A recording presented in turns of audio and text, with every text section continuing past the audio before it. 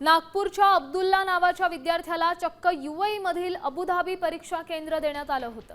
साम टीव्हीच्या बातमीनंतर त्याला नागपूर परीक्षा देण्यात आल्या। सामच्या बातमीनंतर अखेर NTA चूक दुरुस्त केलेली आहे। विद्यार्थ्याला नागपूरचं परीक्षा केंद्र दिलंय। या संदर्भातली अधिकची माहिती देत आहेत आपले प्रतिनिधी पराग ढोबळे। पराग, हे खरं तर वारंवार या चुका होत आहेत, विद्यार्थ्यांना मनस्ताप सहन करावा लागतोय, ही चूक सध्या दुरुस्त करण्यात आली आहे, काय अपडेट?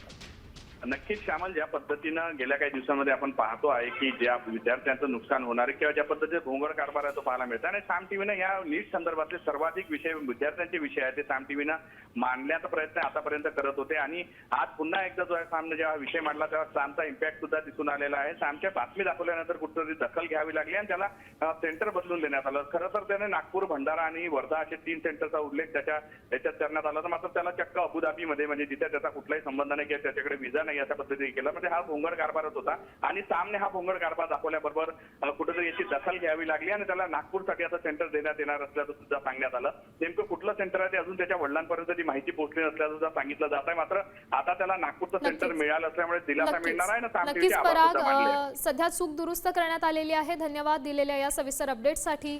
साम टीव्हीनं ही बातमी दाखवली, त्यानंतर परीक्षा केंद्रात बदल करण्यात आलेला आहे।